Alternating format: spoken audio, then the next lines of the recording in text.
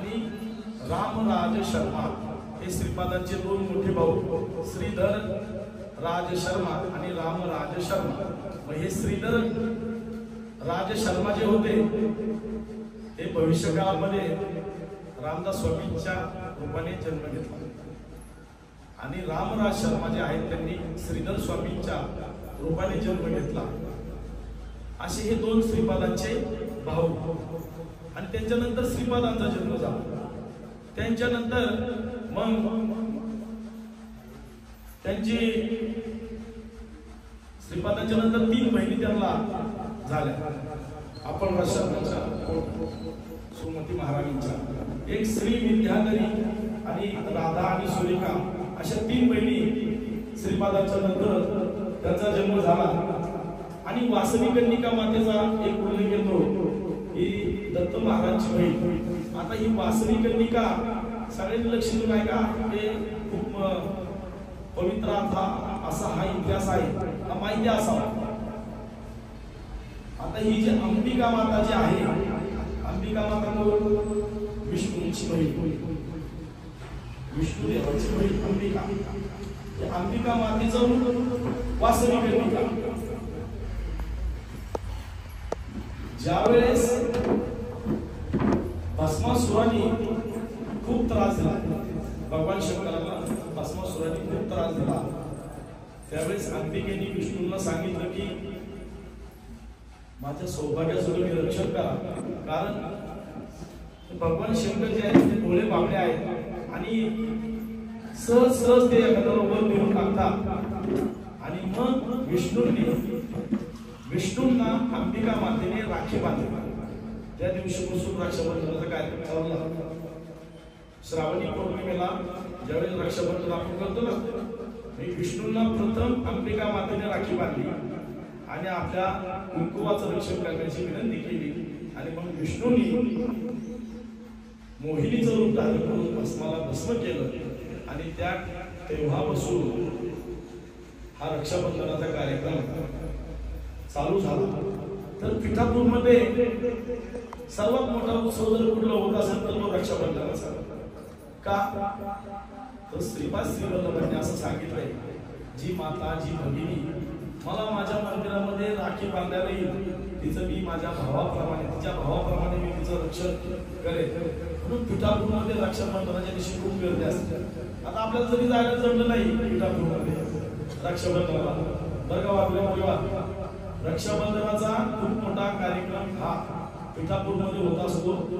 अनेक महिला पिठापूरमध्ये दत्त महाराजांना राखी बांधायला जातात। असा जर कार्यक्रम आपल्या मंदिरामध्ये जर झाला तर हे बघा पिठापूर काय आणि हे मंदिर काय, म्हणजे जिथं दत्त महाराजांची परवानगी असते तिथंच हे होत असतं। कुठेही दत्त महाराजांचं मंदिर हे होत नाही, त्यांच्या इच्छेनुसारच सगळ्या गोष्टी ह्या घडत असतात। ह्या मंदिरात जरी आपण किंवा आपल्या जरी जवळ जरी पुढे असेल दत्त महाराजांचं मंदिर तरी रक्षाबंधनाच्या दिवशी महिलांनी दत्त महाराजांना राखी बांधली तरी अत्यंत उपयोगाचे आहे आणि आपलं रक्षण दत्त महाराज भावाप्रमाणेच करणार, यात कुठलाही खेद नाही। ही जी वासवी कन्निका जी आहे ना, ही अंबिका मातेचं स्वरूप आहे। ज्या ज्या ठिकाणी दत्त महाराज जन्म घेतील त्या त्या ठिकाणी ही बहीण म्हणून जन्म घेतात, वासवी कन्निका। आणि ही वासवी कन्निका एक नगर होतं, पेनाबिंदा म्हणून गाव आहे, आजही गाव बृहशिलानगर। त्यावेळेस त्या गावाचं नाव होतं बृहशिलानगर। त्या बृहशिलानगरामध्ये कृष्णश्रेष्ठी म्हणून एक राजे होते आणि 18 नगर त्यांच्या अधिपत्याखाली चालायची आणि ह्या नगराचा अधिपती नगरेश्वर होता। नगरेश्वर म्हणजेच भोलेनाथांचं रूप किंवा भोलेनाथाचा अवतार आणि वासवी कन्निका ही अंबिका मातेचं रूप। आणि या नगरेश्वरावरती या अंबिका मातेचा म्हणजे वासवी कन्निकेचा खूप मोठा जीव होता। त्यांना वाटायचं की माझं लग्न यांच्या संग व्हावं आणि नगरेश्वराला सुद्धा वाटायचं की माझं लग्न वासवी कन्निकेसोबत व्हावं। परंतु या लग्नाला श्रीपाद श्रीवल्लभांनी सुद्धा त्यावेळेस दत्त महाराजांनी परवानगी दिली, पण विष्णुदास म्हणून जे होते त्याच्यामध्ये रावणाचा अंश होता आणि त्यांनी वासवी कन्यकेला त्या ठिकाणी मागणी घातली.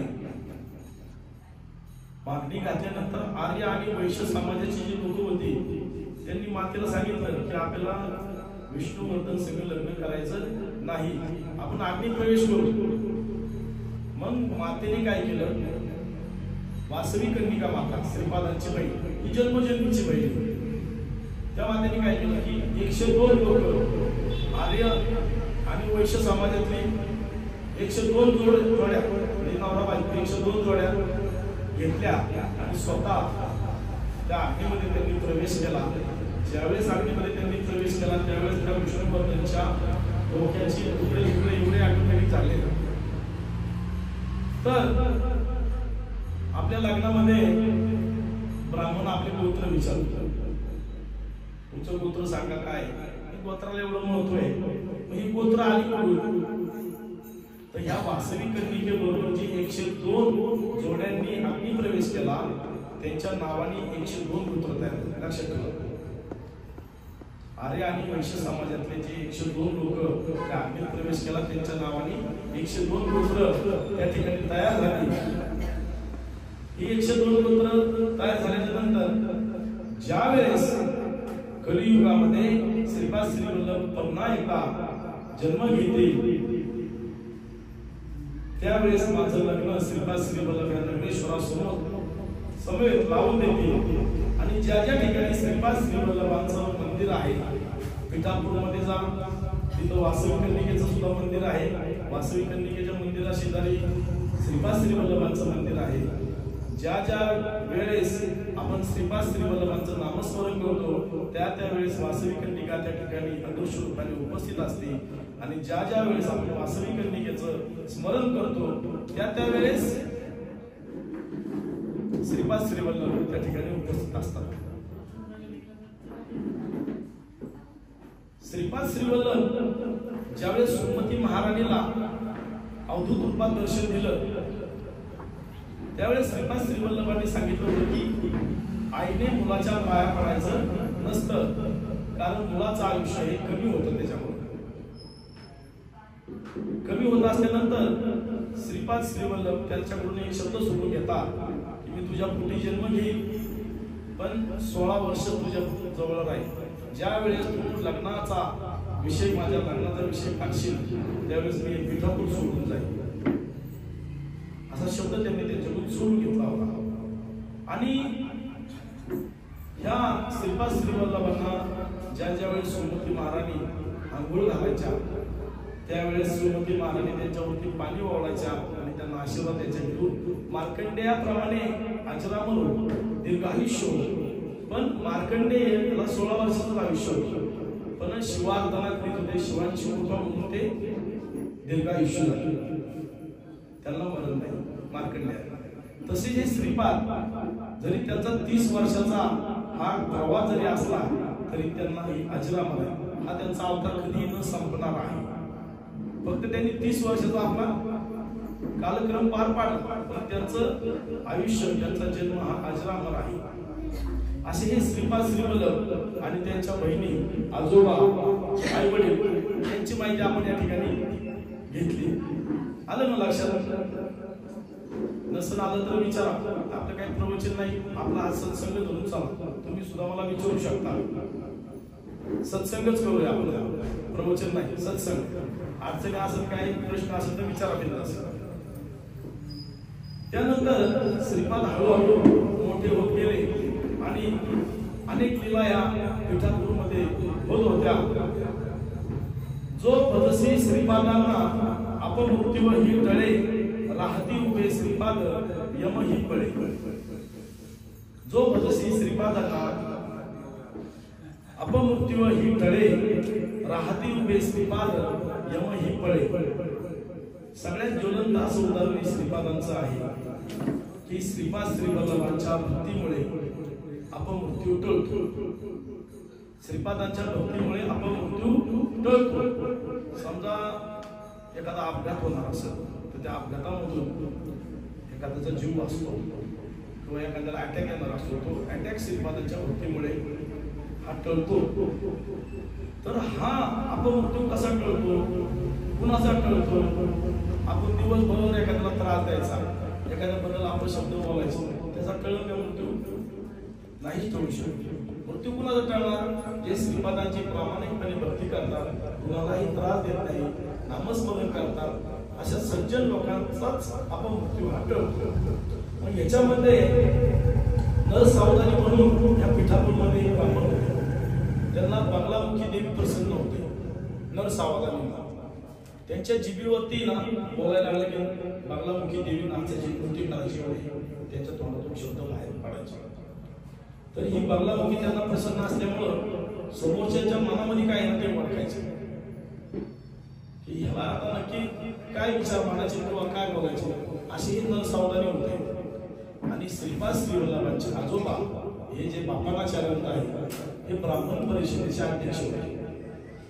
आणि श्रीपाद श्रीवल्लभ हे 2-3 वर्षाचे असताना आजोबाबरोबर त्या ब्राह्मण परिषदेला जायचे.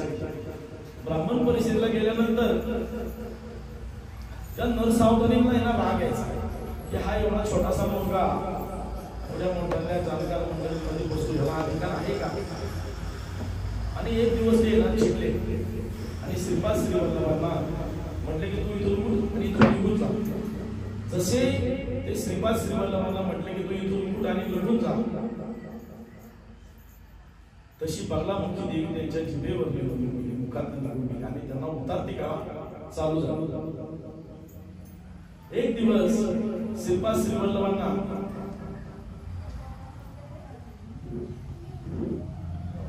भाजी, राजगिऱ्याची भाजी त्यांना खूप आवडायची. आणि राजगिऱ्याची भाजी ह्या नरसावधानीच्या घरी खूप मोठ्या स्वरूपात पिकत असते. आणि श्रीपादांना ती खाण्याची इच्छा आली की बाबा राजगिऱ्याची भाजी खायची. त्या आजोबांच्या खांद्यावरती बसून त्यांच्या घरी गेले, पण नरसावधानीने त्यांना राजगिऱ्याची भाजी दिली नाही. वाघोले परिवार, श्रीपाद श्रीवल्लभांचा आवडता नैवेद्य आहे राजगिऱ्याची भाजी, दहीभात, शिरा आणि हलवा नैवेद्य श्रीपाद श्रीवल्लभांचे. मग ही भाजी नरसावधानीने त्यांना दिली नाही आणि श्रीपाद तिथून निघून आले. आणि त्या दिवसापासून त्या नरसावधानींना उतारती काळ चालू झाली आणि एक दिवस त्यांचा मृत्यू हा आला. मृत्यू आल्याच्या नंतर अंत्ययात्रा निघाली. अंत्ययात्रेमध्ये श्रीपाद श्रीवल्लभ पण होते, त्यांचे आजोबा पण होते, त्यांचे वडील पण होते. आणि ती अंत्ययात्रा नदीवरती गेली, सरळ रस्ते गेलं, लाकडं रस्ते गेली आणि त्यांचा मृतदेह त्या लाकडावरती ठेवण्यात आला. लाकडावरती ठेवण्यात आल्यानंतर त्यांची बायको ही रडायला लागली. त्यांच्या मुलाने अग्नी हातात धरला, तो अग्नी टाक त्याची तिला लावणार, तर त्यांची धर्मपत्नी रडायला लागली आणि श्रीपादांना विनंती करू लागली की तू स्वतः दत्त महाराज आहेस, तू सगळं जाणतोस, ह्या कुंकवासाठी मी किती दूरपर्यंत ह्या कुंकवासाठी गेले आणि आज माझ्यासमोर माझ्या नवऱ्याचा मृतदेह हा पडलेला आहे. तू काहीतरी कर आणि त्यांना उठव, माझ्या कुंकवाचं संरक्षण कर. महिलांनी सुद्धा कुंकू लावताना इथं लावायचं, पण इथं दोन्ही डोळ्यांच्या मध्ये नाही लावायचं. इथं दोन्ही डोळ्यांच्या मध्ये लावलं ना मन अस्थिर असतं, वरती लावले की स्थिर होते. हा आता ह्याच्या कुंकवासाठी म्हणजे फिरत होते, तर ते कुंकू जात माझ्या समोर नाहीये. आता आपल्या देशाची कुंकवाची किंमत काय असते ना, शेजारच्या देशात सिंदूर ऑपरेशन. मग श्रीपाद श्रीवल्लभ म्हणतात अरे थांब, मेलेल्या वडिलांच्या चितेला आग लावणारा मुलगा मी पाहिला आहे, पण जिवंत वडिलांच्या चितेला आग लावणारा मुलगा मी पाहिला नाही. आणि श्रीपाद श्रीवल्लभ त्या ठिकाणी उठतात आणि नरसावधानीच्या या भूमध्यावरती अंगठ्याने दाबतात. अंगठ्याने दाबल्यानंतर नरसावधानी चितेवरून उठून बसतात. नरसावधानी चितेवरून उठून बसतात आणि त्यांना सगळं कळतं की हे आपण त्याला नावं ठेवली, हे जे बालक होतं ते बालक नसून सदा साक्षात दत्तप्रभू आहे. पण त्या जन्मात त्यांना कधीही श्रीपादांनी त्यांचे चरण स्पर्श करून दिले नाही. त्यांनी अनेक वेळा त्यांच्या पाया पडण्याचा प्रयत्न केला, राजगिरीची भाजी खाण्यासाठी निमंत्रण दिले, पण श्रीपाद त्यांची घरी कधी जेवले नाही किंवा त्यांना चरण स्पर्श करून दिला नाही, परंतु ते त्यांच्याशी चर्चा करायचे आणि एकदम गरिबी त्या सावधानीला त्यांच्या बायकोला आले. अतिशय कष्ट सोडून त्यांचं जीवन त्या ठिकाणी हालाकीचं चाललं. मग ते श्रीपाद श्रीवल्लभ मला म्हणायचे की कधी होणार याच्यातून मुक्त? ते म्हणजे ह्या जन्मात होणार नाही. ज्या वेळेस मी दुसरा जन्म नरसिंह सरस्वतीचा घेईन त्या जन्मात तुझी ही सर्व संकटे मी दूर करेन. आणि श्री गुरुचरित्रामध्ये उल्लेख बघा, एवढ्याची भाजी खायला नरसिंह सरस्वती एका ब्राह्मणाच्या घरी जातात आणि त्या एवढ्याच्या भाजीच्या त्या शेंगांवरती त्यांना प्रपंच चालू असतो. आणि ते श्रीपाद श्रीवल्लभांच्या नंतर जे नरसिंह सरस्वती त्यांच्या घरी जेवायला गेले, ती गेवड्याची भाजी खाल्ली. गेवड्याची भाजी खाल्ल्यानंतर त्यांनी तो बेल उचलून फेकून दिला. मग त्या नवरा बायकोला एवढं वाईट वाटलं की स्वतः सद्गुरू आपल्या घरी जेवायला आले आणि ज्या गेवड्याच्या वेळावरती आपलं उदरनिर्वाह रोज चालू होता तो त्यांनी उचलून फेकून दिला. त्यांना खूप अत्यंत वाईट वाटलं. आणि मग सद्गुरूंनी त्याला सांगितलं की याच्या खाली उकरा, उकाळल्यानंतर तुम्हाला धन मिळेल. आणि ते धन त्यावेळेस त्यांना ते मिळालं आणि त्यांची दरिद्र त्या ठिकाणी संपली. असे हे नर सावधानी पिठापूरमधले ज्यावेळेस त्यांचा अपमृत्यू श्रीपादांनी टाळला. दुसरा अपमृत्यू जो टाळला त्यांच्या आजोबा म्हणजे साक्षात बापांना चार्यानं यांचा मृत्यू श्रीपादांनी कसा टाळला की पिठापूर हे खूप मोठं शहर, जसं आपण पुन्हा आहे त्याच पद्धतीने पिठापूर खूप मोठं शहर आणि धार्मिक गोष्टी असतील, धर्माच्या गोष्टी असतील, वेदांच्या गोष्टी असतील, त्या ठिकाणी खूप मोठी चर्चा किंवा ब्राह्मण परिषद चालत असेल. आणि या गावामध्ये बंगारप्पा म्हणून तो बंगारप्पा जो आहे हा काय करायचा, पाणी प्यायचा. पाणी पीत पीत समजा समोरच्या व्यक्तीचा मृत्यू आपल्याला आणायचा आहे त्याचं नाव घ्यायचं आणि पाणी पीत पीत पीत राहायचं. मग त्या व्यक्तीच्या नावाने हा बंगारप्पा पाणी प्यायचा आणि समोरच्याचं पोट फुगायचं आणि त्याच्या समोरच्या पोटामध्ये पाणी साचायचं आणि ते पोट फुगायचं. मग त्यांनी काय केलं, श्रीपादांच्या आजोबांचं नाव घेऊन पाणी प्यायला सुरुवात केली की बापांना चार्याचा आता मृत्यू आपल्याला आणायचा आहे. मग त्यांनी काय केलं, बापांना चार्याचं नावच घेतलं आणि ते पाणी प्राशन करायला सुरुवात केली. बापांना चार्याचं पोट फुगायला लागलं. पण त्यांना काय माहिती स्वतः साक्षात श्रीपाद श्रीवल्लभ त्यांच्या मांडीवर बसलेले आहेत. श्रीपाद श्रीवल्लभ फक्त त्यांच्या डिग्रीवर असे गुळगुळ असे हात फिरवायचे आणि त्या पिलेल्या पाण्याचं बाष्पीभवन होऊन वाफेच्या स्वरूपात पाणी जायचं. आणि एक वेळ अशा आली की बंगाला मला वाटलं की आपला मृत्यू हा होणार आहे. पण त्याने जाऊन श्रीपादांची माफी मागितली आणि त्या संकटातून त्याची सुटका त्या बंगाळाप्पाची झाली. त्यानंतर दुसरा आपण मृत्यू जर टाळला असेल तर तो व्यंकटप्पा श्रेष्ठी. व्यंकटप्पा श्रेष्ठी हे त्यांच्या आजोबांचे मित्र आर्य समाजाचे. व्यंकटप्पा श्रेष्ठी हे आर्य समाजाचे श्रीपाद श्रीवल्लभांच्या आजोबांचे मित्र आणि मार्कंडेय पुत्र. तर हे व्यंकटप्पा श्रेष्ठी त्यांच्या आजोबांपर्यंत संगतीच कंटिन्यू राहायचे आणि श्रीपाद श्रीवल्लभ सुद्धा त्यांना आजोबाच मानायचे. तर एक भविष्य सांगणारा उडीसा राज्यामधून या पिठापूर मध्ये आला. हा भविष्य सांगणारा एक ज्योतिषी उडीसा राज्यामधून पिठापूर मध्ये आला आणि त्यांनी सांगितलं की व्यंकटप्पा श्रेष्ठी या दिवशी, या वेळेस, या तारखेला, या समयी यांचा मृत्यू हा अटळ आहे. हृदयविकाराचा झटका, आपण त्याला हृदयविकाराचा झटका म्हणतो, छातीतला रोग होऊन त्यांचा मृत्यू होणार आहे.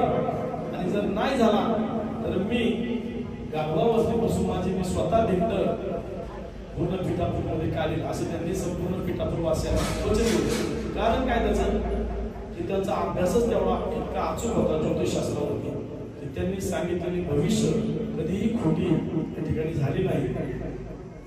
असं सर्व असताना या व्यंकटराय षष्ठीचा मृत्यू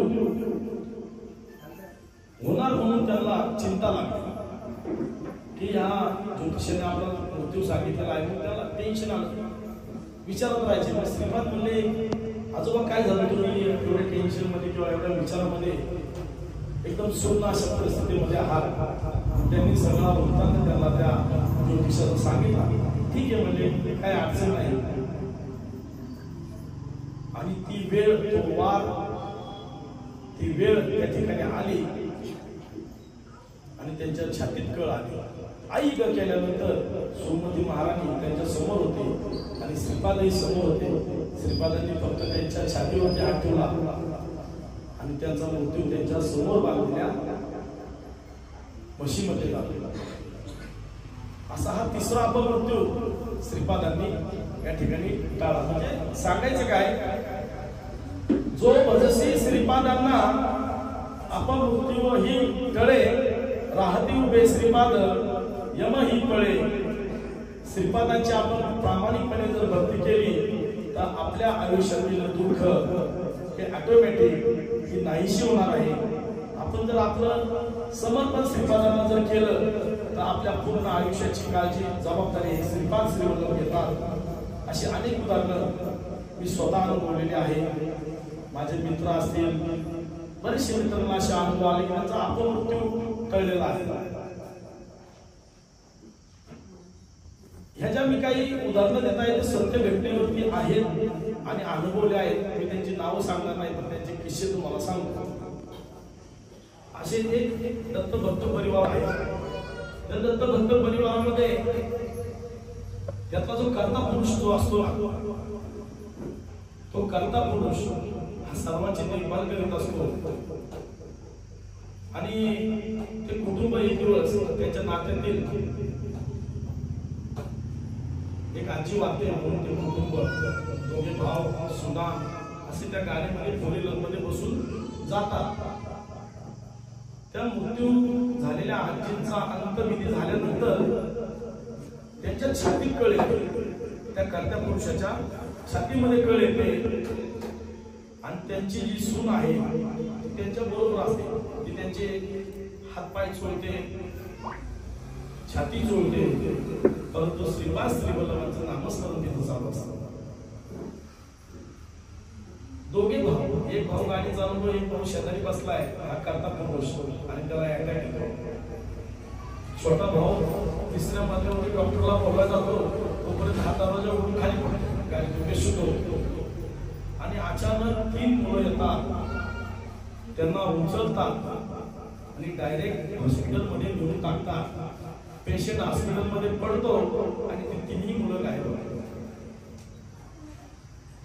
असा हा अपमृत्यू श्रीपादांच्या भक्तीमुळे 100% टळतो. श्रीपाद श्रीवल्लभांची जी विभूती पिठापूरमध्ये दिली जाते, त्या विभूतीचा सुद्धा महिमा एवढा प्रचंड मोठा आहे. आम्ही पिठापूरमध्ये गेल्यानंतर तिथली विभूती सर्व दत्त भक्तांना वाटली. वाटल्यानंतर आम्ही परत ट्रेनने परतीच्या प्रवासाला निघालो. परतीच्या प्रवासाला निघाल्यानंतर सकाळी ट्रेन मध्ये 9 वाजता बसतो आणि ती ट्रेन सोलापूरमध्ये रात्री 12च्या दरम्यान सोलापूरमध्ये आली आणि तिच्यामध्ये चोर घुसले. चोर घुसल्यानंतर 2-4 बॅगा ज्या आपल्या दत्त भक्तांच्या त्या नित्यात सोडल्यानंतर मग एक प्रकारचा एक आवाज झाला की चोर चोर चोर चोर. तोपर्यंत ते पसंत झाले. नंतर काही क्षणानंतर त्यांना पकडण्यात आलं. पकडण्यात आल्यानंतर त्या चोरांनी त्या बॅगा ज्या होत्या, ती बॅग टॉयलेटमध्ये जाऊन, स्वच्छतागृहामध्ये जाऊन त्या सगळ्या खाली केल्या.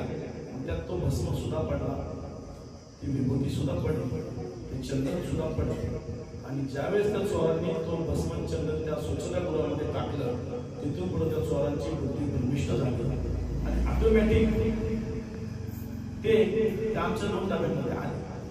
आता यशवंत जो स्लीपर कोचचा जो डबे असतात ते 1 पासून 10 पर्यंत असतात, परंतु आमचे जे 2 डबे होते त्या 2 डब्यामध्ये चोर भ्रमिष्ट झाले आणि त्यांना पकडण्यात आलं. एक वस्तू त्यांच्याकडनं घेण्यात आली.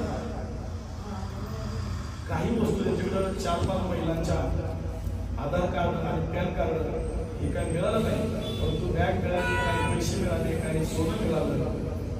पण त्याला मी धरून आणलं आणि मला तू जा, हे लोक तुला मारतात, मारून आपला पोलीस स्टेशन मध्ये बसायला त्यावेळेस तो आपला लोक तर आणि तुझा, पण तो जातच नव्हता. त्यानंतर आम्ही पुन्हा स्टेशनला आलो. पुन्हा स्टेशनला आल्यानंतर काही लोक इंदूरची होती, ती इंदूरची 10-12 लोक ट्रेन मध्ये बसले आणि तळेगावचं तिकीट त्या ठिकाणी तळेगावचं तिकीट काढलं आणि आम्ही पुन्हा स्टेशनला उतरून बसल्या. बस आमच्याकडे चिंचवडपर्यंत येईपर्यंत त्या इंदूरच्या लोकांचा फोन आला, तिथं चोर आमच्या राज्यात पडला. ज्यावेळेस त्यांनी त्या आधार कार्ड पॅन कार्ड त्या आपल्या इंदूरच्या लोकांना दिलं, त्यावेळेस त्याची सुटका झाली आणि तो गेला. म्हणजे एवढं संपन्न पिठापूरचं श्री वल्लभांचं या ठिकाणी आहे. गेल्या वर्षी आम्ही गेलो, एक महिला आहे, ही सत्य घटनेवरती आधारित, त्यामुळे नाव शब्द सांगत नाही. एक महिला आहे, तिची 500 पारायण स्वामी समर्थांची झाली, अनेक पारायण गुरुचरित्राची झाली. तिला पण पिठापूरला यायचं होतं, तिचं पण तिकिटाचं बुकिंग झालं आणि अचानक तिच्या तोंडामध्ये सूज आली. सूज आल्यानंतर ती डॉक्टरकडे गेली, जेवण काय ना, डॉक्टरकडे गेल्यानंतर डॉक्टर म्हणले ह्या गोळ्या घ्या, गोळ्यांनी जर नाही राहिलं तर आपण त्याची टेस्ट करायला लागेल, नक्की कॅन्सर तुम्हाला झालाय का हे सुद्धा पाहायला लागेल. मग त्यांनी त्या गोळ्या खाल्ल्या, परंतु त्या गोळ्यांनी त्यांना काही झालेलं नाही. मग डॉक्टरांनी सांगितलं की तुमचा तेवढा तो अवयव कापून आपल्याला टेस्टसाठी द्यायला लागेल आणि त्यांना जेवणच जातो, पोटात काही घातलं की आग व्हायची. परंतु पिठापूरचं बुकिंग केले, दत्त महाराजांचं दर्शन घ्यायचंय, श्री वल्लभांचं दर्शन घ्यायचंय. मग आपण जर डॉक्टरांकडे गेलो, तो भाग कापला, ऑपरेशन होणार, मग आपलं पिठापूरला जायचं होणार. मग त्यांनी मनाशी ठाम निश्चय केला की आपण जाऊन पिठापूरला जाऊन आल्यानंतर ह्या सगळ्या विधी करू. त्यांनी ठाम म्हणा, विश्वास पूर्णपणे देवावरती, श्री वल्लभांच्यामध्ये पूर्ण विश्वास. पिठापूरला आल्यानंतर श्री वल्लभांचं दर्शन घेतलं. श्री वल्लभांचं दर्शन घेतल्यानंतर त्यांना जरा थोडंसं बरं वाटलं. दुपारी आम्ही त्या ठिकाणी 1 वाजता पोहोचतो. त्यांना थोडंसं त्या ठिकाणी जेवण केलं, भात आणि सांबार त्या ठिकाणी त्यांनी खाल्ला. बघा आता वाघोले परिवार जे आहे ना, ते दर पौर्णिमेला इथे अन्नदान करतात. हे अन्नदान सुद्धा मिळणे खूप मोठं भाग्याचं काम आहे. ते कुणाच्याही नशिबात नाही. आपण कुठल्याही देवस्थानाला गेलो तर आपल्याला नको तिथं सांबार भात असेल, वरण भात असेल, तर आपण हॉटेलमध्ये जेवू, चांगल्या हॉटेलमध्ये जेवू, सूप पिऊ, जेवण करून रोट्या खाऊ. परंतु ज्या ज्या ठिकाणी अन्नदान हे होत असतं त्या ठिकाणी आपण अन्नप्रसाद हा घेतला पाहिजे. कारण का हा अन्नप्रसाद जो आहे ना, हे आपल्या पोटातले विकार मारत असतो. हा सोपा आणि साधा अन्नप्रसाद असतो दत्त महाराजांचा. ह्या अन्नप्रसादामुळे पोटातले विकार होत असतात. आणि त्या आमच्या भगिनीने संध्याकाळचं पण जेवण केलं, थोडंसं जास्त जेवण केलं. परत दुसऱ्या दिवशी पण त्यांनी जेवण केलं. जेवण केल्यानंतर त्यांच्या तोंडाची सगळी जखम पूर्णपणे झालेली होती. एवढं महान या पिठापूरचा आहे. अपमृत्यू आपला विषय काय होता की श्री वल्लभांच्या भक्तीमुळे अपमृत्यू हा टळतो. आपण पहिल्यांदा काय सांगितलं, कोणाचा टळतो?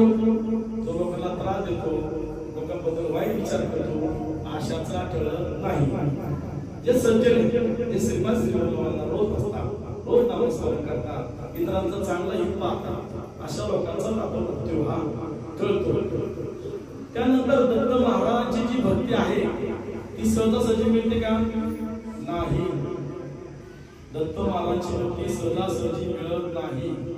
7 जन्मातली पापे नष्ट झाल्यानंतर, 7 जन्मातली पापे नष्ट झाल्यानंतर दत्त महाराजांची भक्ती ही प्राप्त होते.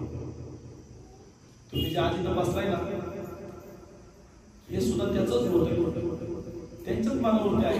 कुणाला दर्शनाला बोलवायचं, त्यांच्या आज्ञेनुसारच आपण या ठिकाणी सर्वजण आलेलो आहोत, बसलेलो आहोत आणि श्री वल्लभांचं नामस्मरण आपण घेत असतो. त्याचं कारणच ते आहे, जो भजसी श्रीपादांना अपमृत्यू ही टळे, राहते उभी श्रीपाद यम ही पळे. यानंतर